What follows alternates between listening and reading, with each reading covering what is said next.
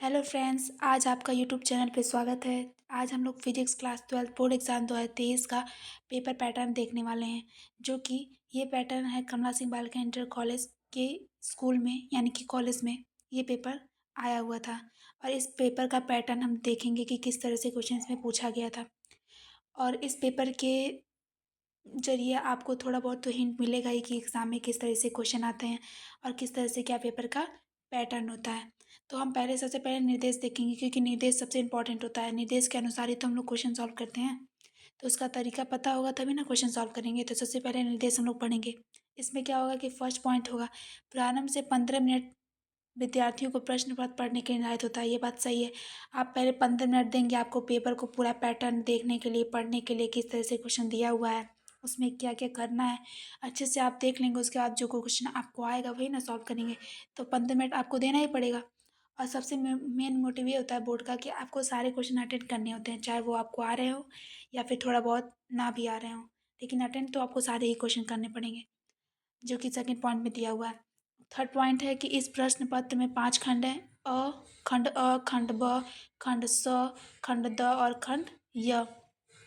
खंड अ में दिया हुआ है बहुविकल्पी प्रश्न, जो कि 1 नंबर का है।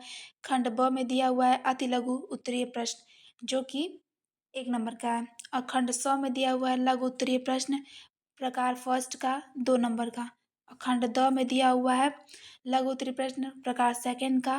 प्रश्न पत्र जो दिया हुआ है वो 3 अंक का दिया हुआ है। और नेक्स्ट पॉइंट दिया हुआ है कि खंड य विस्तृत उत्तरीय प्रश्न, जो कि 5 नंबर में है।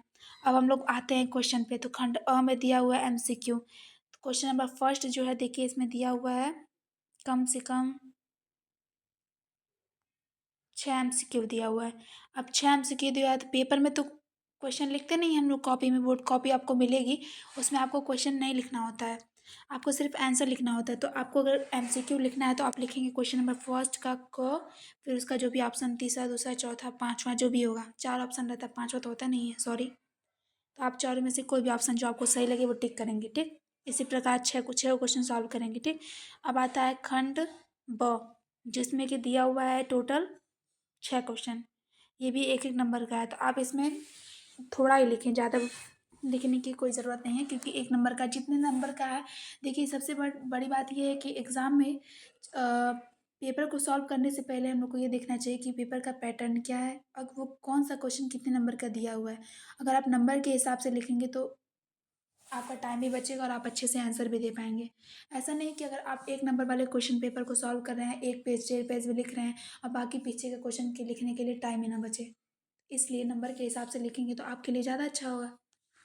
तो अब आता है क्वेश्चन नंबर खंड 100, जिसमें कि दिया हुआ है क्वेश्चन नंबर थर्ड में टोटल चार चार क्वेश्चन। आपको ये चारों अटेंड करने हैं, जो कि 2-2 नंबर में, यानी कि 1 नंबर से थोड़ा ज़्यादा है, यानी कि 2 नंबर का है। तो इसमें थोड़ा सा तो इसको डिफाइन करना पड़ेगा क्वेश्चन को, कि क्वेश्चन में क्या कह रहा है, इसको थोड़ा सा तो इसमें आंसर एग्जैक्ट लिखना पड़ेगा। मतलब कि सही आंसर तो आप लिखेंगे, लेकिन जैसे ही नंबर 2 यानी इसमें थोड़ा ज़्यादा लिखना पड़ेगा आपको। और अब आता है क्वेश्चन नंबर 4। इसमें भी दिया हुआ है आपका 5 क्वेश्चन। तो 5 क्वेश्चन दिया हुआ है, तो आपको 3-3 नंबर का, यानी कि इसमें क्वेश्चन सॉल्व करने के लिए कहा गया है, तो इसमें कम ज़्यादा तो कोई मतलब नहीं है, इसमें क्वेश्चन ही सॉल्व करना है, तो आप क्वेश्चन ही सॉल्व करेंगे। अब क्वेश्चन नंबर 5 जो है, इसमें दिया हुआ है आपका कितना क्वेश्चन है, 5 क्वेश्चन है।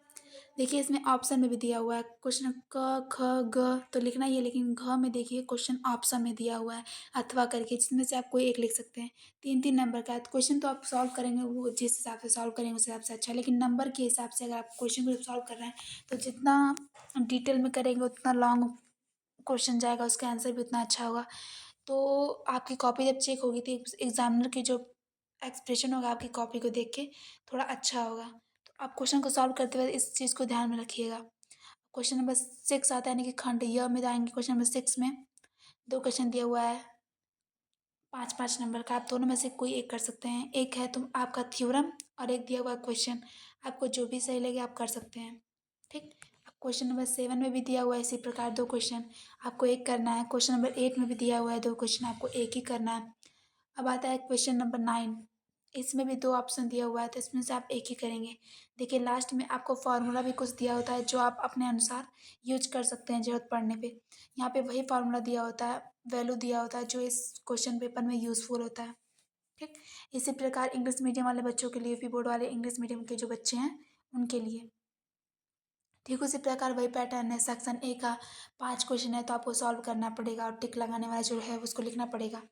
ठीक उसी प्रकार आता है सेक्शन बी का, सॉल्व करेंगे तो इसमें 5 क्वेश्चन है तो 1 नंबर का है तो उसको सॉल्व करने पड़ेगा आपको। सेक्शन सी जो है उसमें भी 4 क्वेश्चन है, तो इसमें भी आपको सॉल्व ही करना पड़ेगा 2 नंबर के हिसाब से। अब सॉल्यूशन तो सॉल्यूशन होता है, चाहे वो 3 नंबर का हो, चाहे 4 नंबर का हो, आप अपने हिसाब से उसको सॉल्व करेंगे जो आपको स्कूल में सॉल्व करवाया गया होगा। अब क्वेश्चन नंबर 4 देखेंगे तो इसमें भी 4 क्वेश्चन है, नहीं 5 क्वेश्चन है, सॉरी।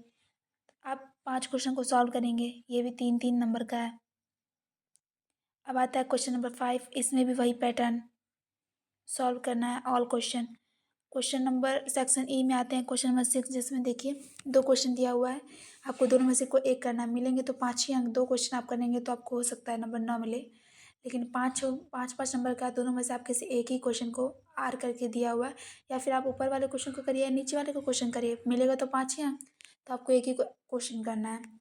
अब आता है क्वेश्चन नंबर 7, इसमें भी 2 ऑप्शन दिया हुआ है तो आपको एक करना है।